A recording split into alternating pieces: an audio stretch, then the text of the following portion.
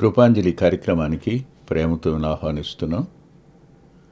ఈ కార్యక్రమంలో జీవిత పాఠశాల అనే అంశాన్ని మనం అధ్యయనం చేస్తూ వస్తున్నాం. భక్తుడైన యోసేపు గారి జీవితంలో ఈ 45వ అధ్యాయం ఆదికాండం అటు తన అన్నదమ్ముల జీవితాల్లో కానీ తన జీవితంలో కానీ ఒక శిఖరాగ్ర సన్నివేశం. ఈ అధ్యాయాన్ని ఎలా వివరించాలనే దగ్గర చాలా మీమాంస ఉంది నా మనసులో. ఎంత వివరించినా న్యాయం చేయలేకపోతున్నానేమో అనే ఒక దుగ్ధ అంతరంగంలో ఉంది. వాస్తవానికి ఒక్కసారి మనం సింహావలోకనం చేసుకుంటే, గతమంతటిని జ్ఞాపకం చేసుకుంటే 45వ అధ్యాయం దగ్గర యోసేపు ఎంత సమున్నతంగా కనిపిస్తాడు. సింహాసనం మీద కూర్చుని కాదు, ఆత్మీయ శిఖరాగ్రం మీద కనిపిస్తాడు. ఎవరు తన మీద పగబట్టారో, మరి పగబట్టారో, మరింత పగబట్టారో, పగబట్టడంలో ఉత్కృష్టమైన స్థాయికి, ఇక అదే ఫైనల్, అంత తీవ్ర స్థాయికి వెళ్ళిన సహోదరులు ఇప్పుడు తన ముందు నిలబడున్నారు. ఆలోచించండి. రెండవదిగా, క్షేమ సమాచారం కూడా అడగలేని సహోదరులు వాళ్ళు. వారికి అన్నం పెట్టాడు. వారు ఇప్పుడు తన ముందు నిలబడున్నారు. చంపివేద్దామని ఆలోచించిన సహోదరులు. వారి కక్ష యోసేపును బ్రతికి ఉండనివ్వకూడదు అనుకునే అంతటిది. అంతటి స్థాయికి వారి కోపం, పగ, ద్వేషం, ఏమైనా చేస్తే ప్రతీకారం తీర్చుకోవచ్చు, ఏమీ చేయని వాడి ఎడల, నీకు ఏ నష్టం చేయను అని ఎడల, నీ సమాచారం తండ్రికి తెలిసింది, మీ సమాచారం అనంటే అది రహస్యంగానే ఉంది, ఎవరికి తెలీదు. అయినా అది మీ క్షేమం కోసం చెప్పిందే కానీ దాన్ని బట్టి మీరు పగబట్టలేదు, లేఖనం రాయలేదన్నమాట. పగబట్టడానికి కారణం నాన్న ప్రేమ, నాన్న కుట్టించిన విచిత్రమైన అంగి, మూడవదిగా అతడు కన్న కలలు. ఇవేగా 3 కారణాలు. పగబట్టడానికి, మరి పగబట్టడానికి, మరింత పగబట్టడానికి గల కారణం. ఈ రోజును కూడా చాలామంది ఇలాంటి పరిస్థితుల్లోనే ఉన్నారు. నిర్హేతుకంగా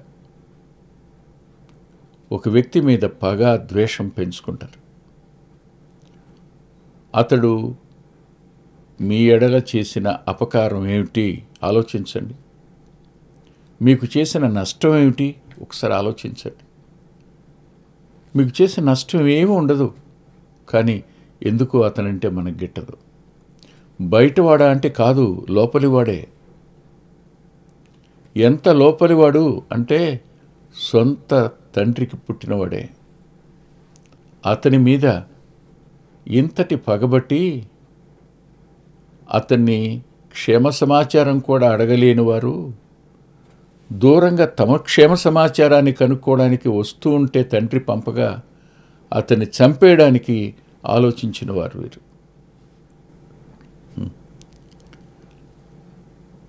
రూబేన్ అడ్డం పడ్డాడు, పై వస్త్రాన్ని లాగేశారు.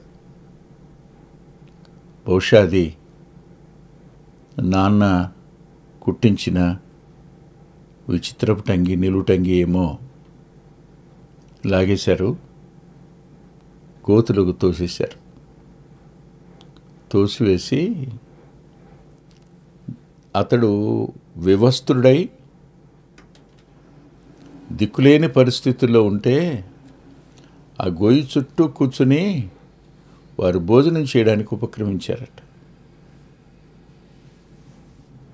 ఆలోచించారా మీరు? సమృద్ధి అయిన ఆహారం మీరు తింటూ గోతులో అతను పడవేసి ఎంత దూర ప్రయాణం చేసి వచ్చి మీరు అక్కడ కనపడకపోతే మరలా ఎవరో ఒక వ్యక్తి సమాచారం చెప్పగా ఎంత దూరం నడిచి వస్తాడే?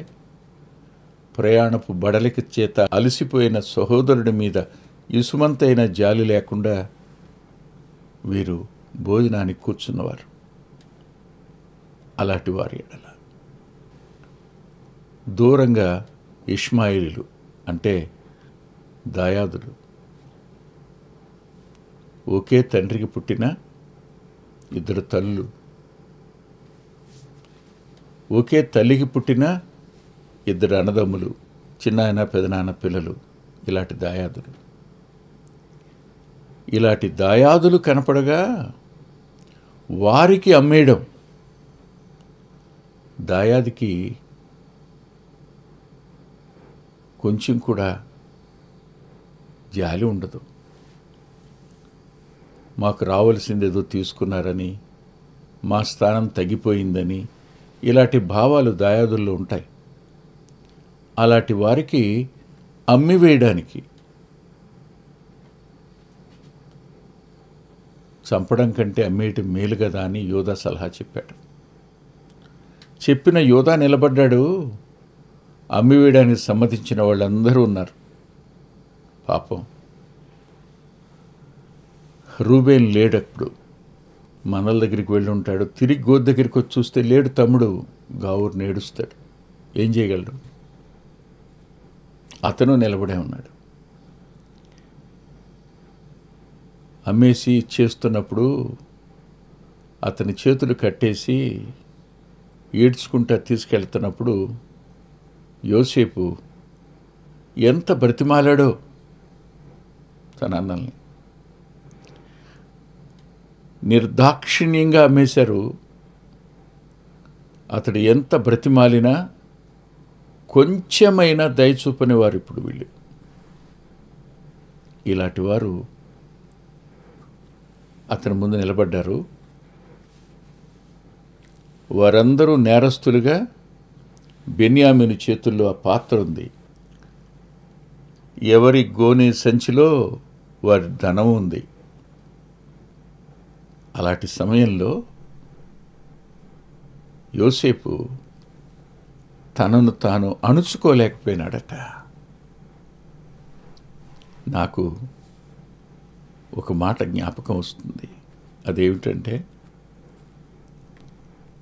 మనము నమ్మదగని వారమైన ఆయన నమ్మదగినవాడు ప్రభు. అదే లక్షణం యోసేపులో కనిపించింది. అణుచుకోలేని అతని ఆప్యాయత,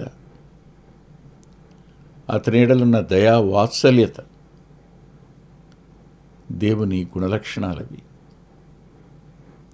ఈ రోజుకైనా ఎవరి మీద మీరు పగబట్టారో, ఎవరిని మీరు బాధ పెట్టారో, ఎవరు ఒంటరివాడైపోవడానికి కారకులయ్యారో, ఎవరి శోకానికి మీరు చేసిన పని కారణమైందో, ఏ ఇంటిని మీరు దుఃఖంతో నింపేశారో, ఏ వ్యక్తిని మీరు ఒంటరివాడిని చేసేశారో, అలాంటి వ్యక్తి ముందు ఒకానొక దినాన నిలబడవలసి వస్తుంది అన్నప్పుడు మీ పరిస్థితి ఎలా ఉంటుందో ఊహించండి ఒకసారి. ఇప్పుడు ప్రస్తుతానికి బలం ఉంది కదా, జ్ఞానం ఉంది కదా, తెలివితేటలు ఉన్నాయి కదా, నోరుంది కదా, ఏమైనా చేయగలుగుతున్నాం కదా, ఎవరినైనా మా చేతుల్లోకి తిప్పేసుకోగలుగుతున్నాం కదా అని మీరు అనుకున్నా, ఒకానొక రోజు దేవుని ముందు నిలబడవలసి వస్తుంది. జాగ్రత్త సుమా. ఆ దినాన మీరు నిలబడినప్పుడు ఏం జవాబు చెప్తారు? అప్పుడు యూదా అంటాడు, మా పాపమును దేవుడే పట్టుకున్నాడంటాడు. మేమేం చెప్పగలం?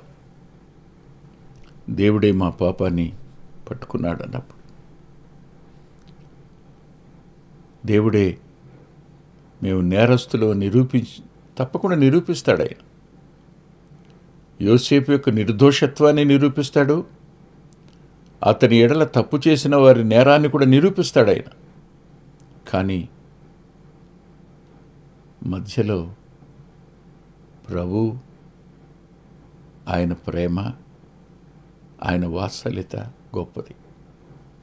ఎందుకంటున్నానంటే అలాంటి వారిని ఓదార్చటమా, అలాంటి వారిని బలపరచటమా, అలాంటి వారిని ఆదరించటమా, అలాంటి వారి కన్నీరు తుడవడమా సాధ్యమయ్యే పనేనా? ఒక సామాన్య మానవునికి సాధ్యం కానే కాదు. మీరు చూడండి, యోసేపు తానెవరో చెప్పేటప్పటికీ వాళ్ళు నిలబడలేదు. కొందరు నిలబడ్డారేమో, పరిగెత్తుకుని దూరంగా వెళ్ళిపోయారేమో. ఏం జరిగిందో ఈ అధ్యాయాన్ని నేను చెప్పాలనుకున్నప్పుడు న్యాయం చేయలేను అనుకున్నాను. అంతేకాదు, ఇలా అనుకున్నాను, అయ్యయ్యో నా ముందటి తరం ఉండుంటే ఎంత బాగుండేది అనుకున్నాను. నాకంటే పెద్దవారైన అన్నలు ఉండుంటే వారు ఇంకెంత మంచిగా చెప్పి ఉండేవారో అని బాధపడ్డాను. కానీ ఈ కాలంలో చెప్పడానికి ప్రభు నాకిచ్చిన అవకాశాన్ని కొద్ది మేరనైనా న్యాయం చేయడానికి పరిశుద్ధాత్మదేవుడు నాకు సహాయం చేయాలని ప్రభు దగ్గర మనవి చేశాను. నేను ఆలోచించండి, ఈయన అంటాడు, ఏమన్నాడు చూడండి, నా దగ్గరకు రండి, నా దగ్గరకు రండి. తమ దగ్గర నుండి ఐగుప్తుకు అమ్మివేసిన వాడిని, అట్టి వారిని నా దగ్గరికి రమ్మని పిలుస్తున్నవాడు ఆయన. నా దగ్గరికి రమ్మని పిలుస్తున్నాడు. పిలిచి 5వ వచనంలో అంటారు, నేను ఇక్కడికి వచ్చినట్లు మీరు నన్ను అమ్మివేసినందుకు దుఃఖపడకండి అన్నాడు. ఎవరంటారండి ఈ మాట? ఈ మాట అనగలిగిన వారెవరు? మీరు చేసినది సమస్తం మీరు దుఃఖపడడానికి కాదమ్మా, దుఃఖపడొద్దయ్యా మీరు అని ఎవరంటారు? చేతికి దొరికితే ఎవరిని మనం విడిచిపెడతాం? మౌనంగా ఉంటే లోపల కష్టం ఉండదా? కానీ అంతరంగంలో కష్టమేమి పెట్టుకోకుండా యథార్థంగా తన అంతరంగాన్ని వారి ముందు పరచడం అనేది యోసేపులో కనిపిస్తున్న అత్యున్నతమైన ఆత్మీయత. అమ్మివేసినందుకు దుఃఖపడవద్దు, అది మీకు సంతాపము పుట్టనీయకుడి అన్నాడు. ఏడవద్దు, సంతాపం కూడా పుట్టనీయొద్దు అన్నాడు. ఇక్కడ నాకు కనిపించే ఒక మాట, నెహెమ్యా గ్రంథంలో ప్రభువుని గురించి ఒక మాట రాస్తుంది. ఆ మాట చూద్దాం. భలే చక్కటి మాట.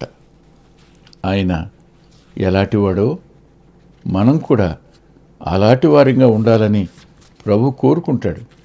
ఈ విషయాన్ని మనం ఎప్పుడు మర్చిపోకూడదు. ఎందుకంటున్నానంటే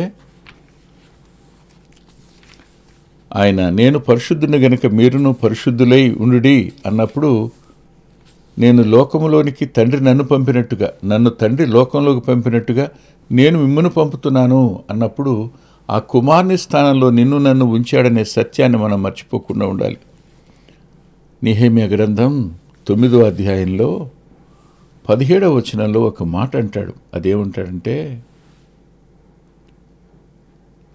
నీవు క్షమించుటకు సిద్ధమైన దేవుడవును, దయా వాత్సల్యతలు గలవాడవును, దీర్ఘశాంతమును బహుకృపయు కలవాడవుండి వారిని విసర్జింపలేదు.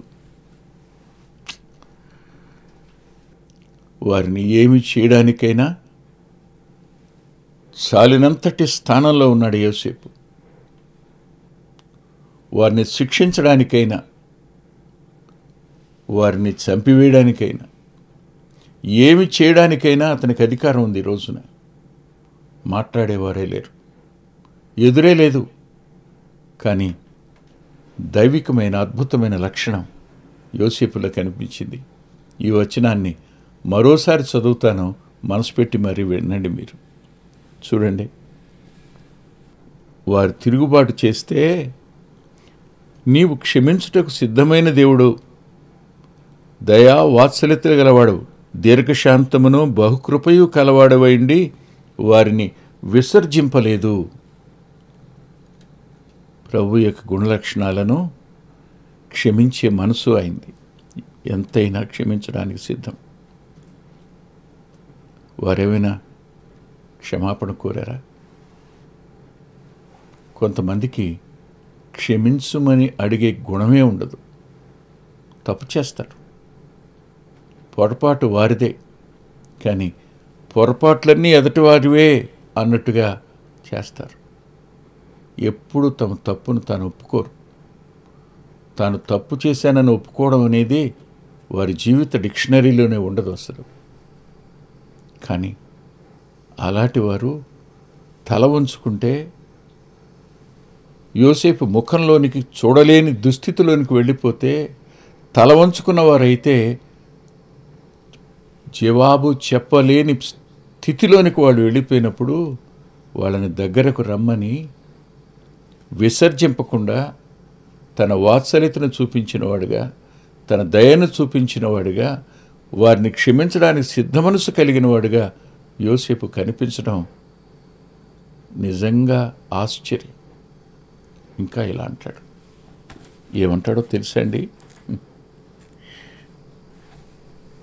నాకు ఈ వచనాలు చదివినప్పుడు దుఃఖం వచ్చింది. ప్రాణరక్షణ కొరకు దేవుడు మీకు ముందుగా నన్ను పంపించాను. దీని అంతటి వెనక దేవుని ప్రణాళిక ఉంది, దేవుని ఉద్దేశం ఉంది, దేవుని సంకల్పం ఉంది. అందుకొరకే నేను ఐగుప్తుకు వచ్చాను. మీరేదో పంపేశానని దుఃఖపడకండి, సంతాపపడకండి. మీరు అమ్మివేసినందుకు ఏడవబోకండి. ఎవరంటారండి? ఎవరంటారు? మీరు ఆ రోజున అలా చేశారు కాబట్టి నాకు ఈ దుస్థితి వచ్చింది అని అనకుండా ఉంటారా? యోసేపులో కనిపిస్తున్న ప్రభు యొక్క ఈ మనసు ఎంత ఉన్నతమైనదిగా కనిపిస్తుందో చెప్పడానికి వీలు కాదు. ఒక ప్రశ్న అడుగుతాను. నిన్ను బాధ పెట్టినవారు, నిన్ను గాయపరిచినవారు, నిన్ను అవమానించినవారు, నిన్ను అమ్మివేసినవారు, అబద్ధాలతో అమ్మేసిన వారు ఉన్నారు. లేని వాటిని కనిపించి ఇతరుల ముందు అమ్మివేసిన వారు ఉన్నారు. నిందలు వేసి వారి ఖ్యాతిని, మంచితనాన్ని చెడుగా అమ్మినవారు ఉన్నారు. ఇలాంటి వారందరూ ఒకానొక దినాన్న నీ ముందు అక్కర కొరకు నిలబడితే, నేరస్తులుగా నిలబడితే, రక్షించబడిన వ్యక్తిగా నువ్వెలా ప్రవర్తిస్తావు? క్షమించగలవా? దగ్గరకు తీసుకోగలవా? ఆలోచించు ఒకసారి. లేఖనంలో మరో మాట ఆశ్చర్యం కనిపిస్తుంది. అదేమిటంటే 51వ కీర్తన 1వ వచనంలో, నీ వాత్సల్య బాహుళ్య చొప్పున నా అతిక్రమములను తుడిచివేయుము. అంటే వారు చేసిన ప్రతిదాన్ని మనసులో లేకుండా తుడిచివేసుకున్నటువంటి యోసేపు కనిపిస్తాడు. క్షమించిన యోసేపు కనిపిస్తాడు. దగ్గరికి చేర్చుకున్న యోసేపు కనిపిస్తాడు. వారి మీద కొంచెమైనా ద్వేషం పెట్టుకుని యోసేపు కనిపిస్తాడు. వారి దుఃఖానికి మీరు కాదు, దేవుడే నన్ను ఐగుప్తుకు పంపాడు అని ప్రాణరక్షణ కోసం, మీ ఒక్క ప్రాణరక్షణే కాదు సుమా, ప్రపంచం యొక్క ప్రాణరక్షణ కోసం నన్ను పంపాడు అంటాడు. నాకు సరిగ్గా ఇక్కడ ప్రభువే కనిపిస్తాడు. ఆయన భూమి మీదకి మానవుడిగా రావడం ఏమిటండి? రక్తమాంసాల్లో పాలివాడం కావడం ఏమిటి? దేవుడై ఉండి సామాన్యమైన జీవితం జీవించవలసిన అవసరం ఉంది ఆయనకి. ఆకలి, దప్పిక, ఇంటి వారి చేత అవమానించబడి, తాను సృజించిన మానవుల చేతనే హింసింపబడి, సిలువ వేయబడి ప్రాణం పెట్టినటువంటి వాడు ఎందుకంతా? ఇదంతా దేనికోసం? ఒక మాట అంటాడు, ఒకడు లోకమంతా సంపాదించుకుని తన ప్రాణాన్ని పోగొట్టుకుంటే వాడికి ఏమిటి లాభం? ప్రాణరక్షణ అన్నది ఆయన వల్ల జరుగుతుంది. ఈ రోజున నువ్వు ఆయన్ని ద్వేషించవచ్చు, అవమానించవచ్చు, బాధ పెట్టవచ్చు, దుఃఖపెట్టచ్చు.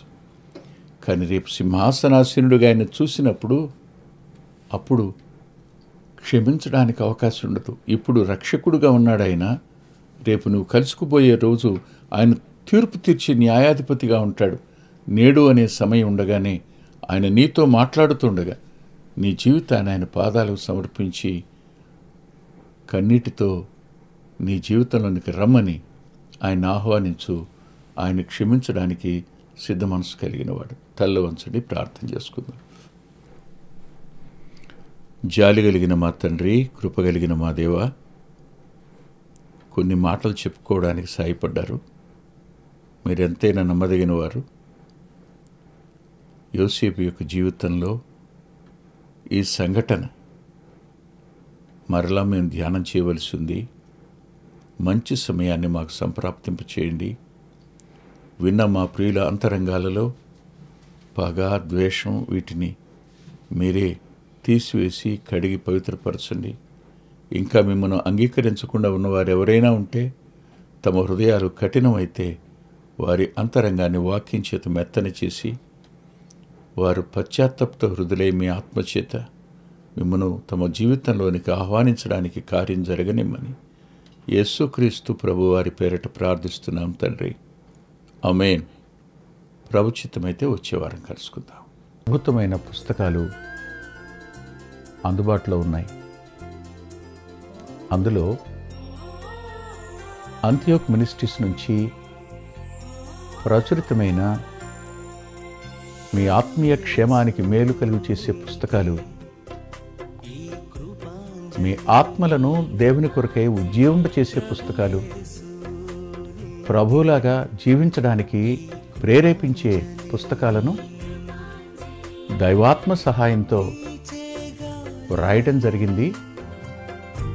పిల్లల కొరకై చిత్రీకరించబడిన 5 DVDలు అందుబాటులో ఉన్నాయి. ప్రతి DVD పిల్లలను దేవుని కొరకు ఎంతగానో విశ్వాసాన్ని పెంపొందింపజేసేవిగాను, ఆసక్తిని కలిగించేవిగాను, ఆత్మలో ప్రభువుని హత్తుకునేట్టు చేసేవిగాను ఉన్నాయి. ఈ మధ్యన వెలువడినటువంటి ఆ DVD సాధనం, అది మీ పిల్లలకు ఎంతైనా మేలు చేస్తుంది. ఆ పాటలను మీరు చూస్తున్నారు. వాటన్నిటినీ మీరు పొంది ఆత్మీయంగా మేలు పొందాలని ఒక దైవ సేవకునిగా మీకు మనవి చేస్తున్నాను. 6వ పిల్లల DVD సమయం అందుబాటులో ఉంది. 5 చూసిన వారు 6వది కూడా మీ పిల్లలకు చూపించి మీరు చూచి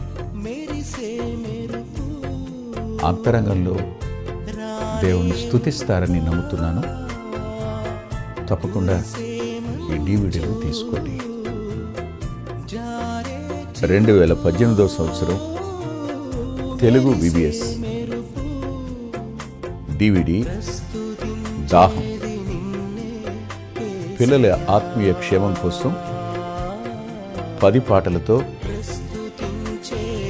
దృశ్యరూపకంగా దీన్ని తయారు చేయడం జరిగింది. తప్పనిసరిగా ఈ DVD తీసుకోండి. పిల్లలకు వీటిని పరిచయం చేయండి. ఈ పాటలు మీ పిల్లలకు నేర్పండి. మీ సండే స్కూల్లో ఈ పాటలు నేర్పడం మర్చిపోకండి. నూతనంగా వచ్చిన పిల్లల DVD ఐక్యత అనే టైటిల్ పెడదామనుకున్నాం, కానీ కలిసి ఉందాం అనేటువంటి టైటిల్ని పెట్టడం జరిగింది. కలిసి ఉందాం, అది పిల్లలకు ఎంతో ప్రయోజనకరమైన DVD. దానిని మీరు పొంది మీ పిల్లల ఆత్మీయ క్షేమాన్ని ఖచ్చితంగా చూస్తారని నేను నమ్ముతున్నాను. ఆ డివిడిని మీరు సంప్రదించి పొందవచ్చు.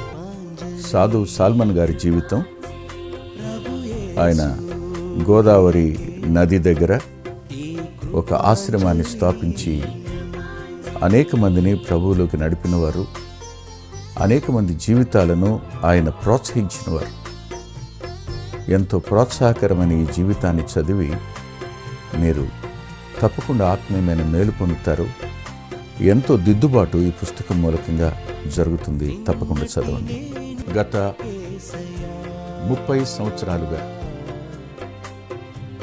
ఇది 31వ సంవత్సరం, క్రీస్తు సువార్త పత్రిక అనేక మంది ఆత్మీయ ఆకలిని తీరుస్తున్నటువంటి మాసపత్రిక. ఈ పత్రికను మీరు పొంది మీ ఆత్మీయ జీవితాలకు మేలు కలుగు చేసుకుంటారని హృదయపూర్వకంగా మీకు సిఫార్సు చేస్తున్నాను. గత 2 సంవత్సరాలుగా పిల్లల ఆత్మీయ క్షేమం కోసం సచిత్ర ద్విమాస పత్రిక నెలవంక వెలువడుతోంది. అనేక మంది పిల్లలు ఆత్మీయంగా మేము మేలు పొందామని వారి ఉత్తరాల ద్వారాను వ్యక్తిగతంగా కలుసుకున్నప్పుడు సాక్ష్యం చెబుతున్నారు. మీరు కూడా మీ పిల్లల కోసం నెలవంక పత్రికను మీరు పొందొచ్చు.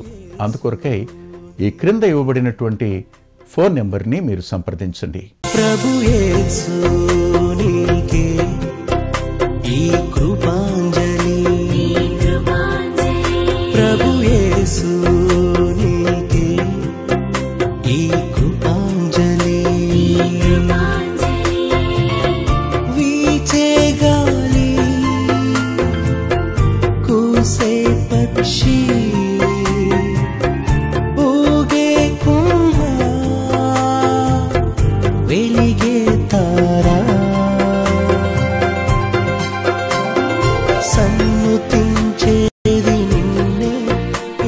మా చిరునామా కృపాంజలి, బ్రదర్ పిల్లా వెంకటరత్నం, రామచంద్రపురం రోడ్, గుడివాడ, కృష్ణా జిల్లా, ఆంధ్రప్రదేశ్.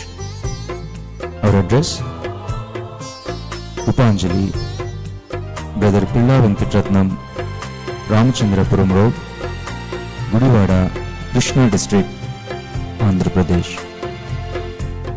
Phone number 9490504299 9490504299. రాలేవుగా కురిసే మంచు, జారే చిరుకు,